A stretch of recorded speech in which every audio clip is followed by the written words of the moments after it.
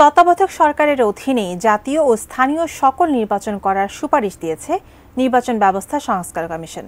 সুষ্ঠু ভোটের স্বার্থে নির্বাচন কমিশনকে একচ্ছত্র ক্ষমতা দেয়া এবং সাংবিধানিক দায়িত্ব পালনে কমিশন ব্যর্থ হলে বা শপথ ভঙ্গ করলে তাদের বিরুদ্ধে ব্যবস্থা নেওয়া সহ 16টি ক্ষেত্রে মোট 150টি সংস্কার প্রস্তাব দিয়েছে কমিশন। সকলকে ধন্যবাদ। প্রধান উপদেষ্টা ডক্টর মোহাম্মদ ইউনূসের কাছে সংস্কার প্রতিবেদন তুলে দেওয়ার পর বিকেলে সংবাদ সম্মেলন করেন নির্বাচন ব্যবস্থা সংস্কার কমিশন প্রধান বদিউল আলম মজুমদার। তিনি জানান, প্রস্তাবে নির্বাচন কমিশনকে দায়বদ্ধ ও শাস্তির আওতায় আনার সুপারিশ করা হয়েছে। অতীতে নির্বাচন কমিশন এবং নির্বাচনী কর্মকাণ্ডে নিয়োজিত আমাদের কর্মকর্তারা দায়বদ্ধতার ঊর্ধ্বে ছিলেন। এই জন্য আমরা গত 3টি বিতর্কিত নির্বাচন পেয়েছি। ব্রেকফাস্ট, টিফিন কিংবা স্ন্যাক টাইমে মজাদার আয়োজন মানে অল টাইম ব্রেড। বিগত 3টি বিতর্কিত জাতীয় নির্বাচনের মতো গণতান্ত্রিক ব্যবস্থা ক্ষতির সংখ্যা দেখা দিলে 90 দিনের জন্য ভোট স্থগিত করার ক্ষমতাও ইসিকে দেওয়ার সুপারিশ করা হয়েছে। গত 3টি নির্বাচনে যারা অপরাধ করেছে তারা কেউই বিচারের আওতায় আসে নাই।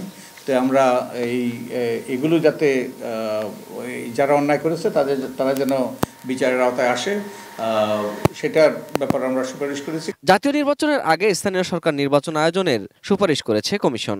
একটা সুপারিশ হলো তত্ত্বাবধায়ক সরকার আমলেই জাতীয় এবং স্থানীয় উভয় নির্বাচন সম্পন্ন করা, এবং তত্ত্বাবধায়ক সরকারের কার্যক্রমের রুটিন কার্যক্রমের বাইরেও নির্বাচনকে সুষ্ঠু করার জন্য যে সকল আইন কানুন বিধিবিধানের পরিবর্তন দরকার সেগুলো যেন তারা করতে পারে সেই ক্ষমতা দেওয়া রয়েছে। বিনা প্রতিদ্বন্দ্বিতায় ভোট বন্ধ, নারীদের জন্য 100 আসনে ঘূর্ণায়মান পদ্ধতিতে সরাসরি ভোট, 40% ভোট না পড়লে পুনর্নির্বাচন ও না ভোটের বিধান চালুরও প্রস্তাব। ঘূর্ণায়মান পদ্ধতি, এই পদ্ধতি বহু আলোচিত। হলফনামায় মিথ্যা তথ্য দিলে নির্বাচন বাতিল, ইভিএম বাতিল করার প্রস্তাবও রয়েছে কমিশনের। হত্যা ও গুমের মতো অপরাধে অভিযুক্ত, আইসিটি আইনে সাজাপ্রাপ্ত ও ফেরারি আসামিদের প্রার্থী না করার সুপারিশ করেছেন তারা। একই ব্যক্তি একাধিক আসনে যাতে প্রার্থী না হন এমন প্রস্তাবও রয়েছে কমিশনের।